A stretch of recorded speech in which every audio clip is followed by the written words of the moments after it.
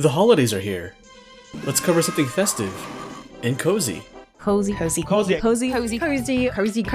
I covered Lake a few years back and found it to be an easygoing experience, like a lifetime feel-good movie with dialogue choices. Last year, Game East dropped the Season's Greetings DLC, a bonus campaign that serves as a prequel to set up the events of the base game. To recap, Lake is a game where you drive a mail truck and deliver letters and parcels to houses all over Providence Oaks. Although the game has an endless mode where you can do this forever, postal delivery isn't really the appeal of the game. It's a justification to engage with the various townsfolk. Hey, Beth. How are you on this fine day? Thomas, hi. Well, business as usual. Instead of playing Meredith Weiss, the DLC has you playing her father, Thomas. Tom is just as friendly and cheerful as his daughter, and shares her fondness for puns. Weiss residents, good morning. Hey, Dad. It's me. Hey there, Em. Ready to have a Weiss Christmas? I was hoping to hear one of your special holiday puns.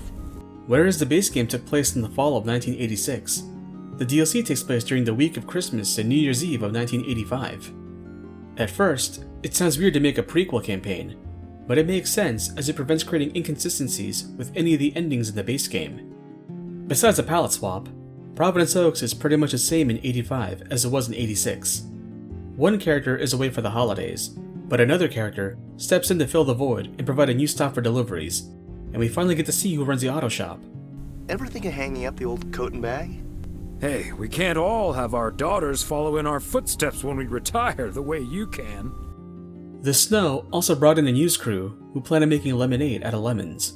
See, we're supposed to be shooting some remotes on local end-of-year festivities and such, and it doesn't really make much of a difference if we start here or in freaking Melville.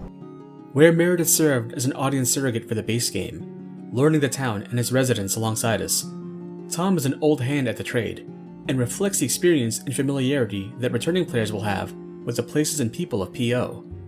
Hello, here's today's mail. New in town. Your face looks familiar. Well, I grew up here and then left for college 22 years ago. So now you're back, huh? I know what it's like. You do? It's best not to feel bad about it. Only a few people ever really make it. Greetings, Nancy. Hello, Thomas. That should be the last batch of Christmas pudding ingredients. At the start of each day, you find yourself in the parking lot of the post office next to your mail truck, the Goose, as one of the town's residents officially christened it. Diaphragm had gotten a little dusty, but it's all better now. The mail truck is honking like a big old goose again. Thanks, Lori. Come to think of it, I will be calling your truck the Goose from here on out. You can pull up the map to see which houses you have to deliver for the day and plan your route. The minimap will show icons for town landmarks and delivery spots. A letter icon means all you have to do is approach the mailbox. A package icon means you have to open up the Goose's hatch and select the package that matches the address. It doesn't take rocket science to figure out whether you have the right package, as the map and minimap will both tell you the address you're currently at. And if that's still not enough information, you can narrow it down by a process of elimination. When you've completed your delivery route, you bring the Goose back to the post office and end your shift. I didn't realize this until my umpteenth run through the game, but you can select key locales on the map to initiate autopilot and let the Goose drive you to those spots. Or, you can select branching paths on the roads to fast travel and save time getting to all four corners of P.O. Also, if you're finished with your route, you can just drive into the lake and instantly warp back to the post office to end your day. Evenings will usually involve a phone call to or from your daughter Meredith, or to one of the various P.O. residents. And your options in how to spend your nights depend on whether you've made arrangements to meet with other people. As Tom is a happily married man, he's not concerned with romancing anyone in town who isn't named Emily. That's his wife. And who can blame him? Hi there, Mr. Mailman. Got anything for me today? I have one special delivery for you, ma'am. Is my dick in a box? I'm not sure if this is because I'm getting old, but Meredith's mom is hotter than Meredith. I don't know, maybe having her hair down just makes her look better. But that doesn't mean Tom can't meddle in the love lives of other characters. You want to know if you should make a move on Elsa. Shh, keep it down! Don't mention her name. And that's the game. You spend your mornings on the road, your evenings at home, and your nights can go either way. Sometimes you'll run into townsfolk who hit you up for a favor, and that favor usually means linking their package to another part of town. There's some new tracks added to the radio's playlist, but since they're all licensed and the only way to avoid getting copyright claims is to notify the devs so they whitelist your video, which I'm not doing because I don't want them to hear me saying Meredith's mom's hot, I'm not using the game's soundtrack for this video. I like this game, but I struggle when it comes to figuring out who I could sell on it. The truck driving is too casual to appear to Euro Truck sim heads. It's not fun to move about as you run at a snail's pace and walk even slower than that. And even if you do enjoy going to every nook and cranny in PO, there's not much to find. No collectibles, no terrible secrets lurking in the outskirts. What you see is what you get. Unlike the base game, you won't get optional tasks from Angie to deliver movies along with mail, which removes some complexity, and Tom's evenings are more set in stone than Meredith's. There's no mail sorting gameplay like what you'd see in Wind Waker, or spotting discrepancies like in Papers, Please. Again, being a mailman here is like being a bartender in Valhalla. It's a vehicle for your character to insert themselves into people's personal affairs. What movie did you and Angie pick for me and Gabe? Here you go. Love story. Haven't seen this one. What's it about? Tennis? Good one. Not about tennis, but it's still pretty ace. But that's why I like it. I like seeing how the townsfolk carry themselves differently towards Tom than they do Meredith. Tom didn't just move into PO, he's a town fixture. People who are put off by Meredith, or carry themselves a certain way to her, are much more relaxed around Tom.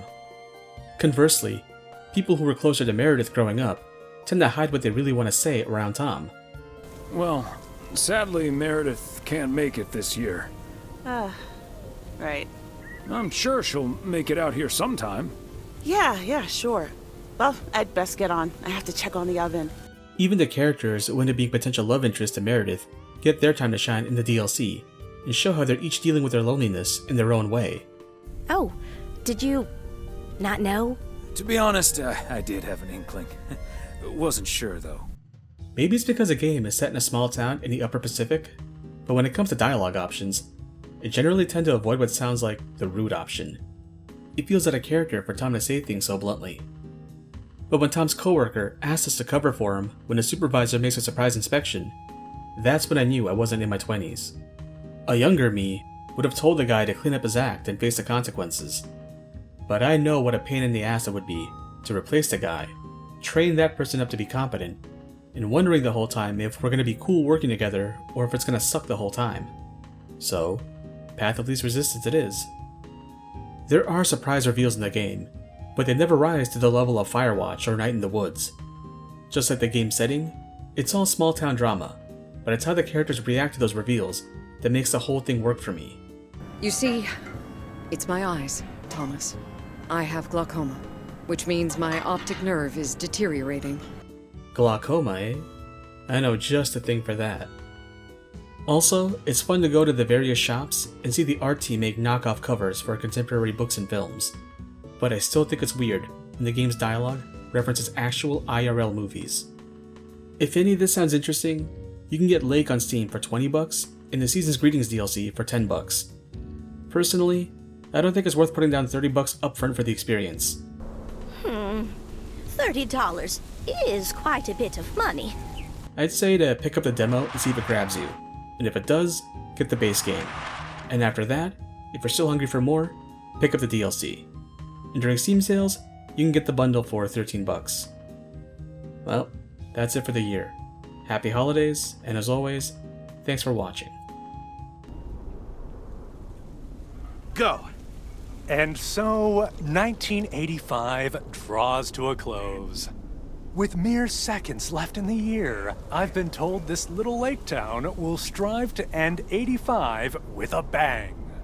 In 10, 9, 8, 7, 6, 5, 4. Holy Toledo! Ilsa, are we getting this? We want heading on!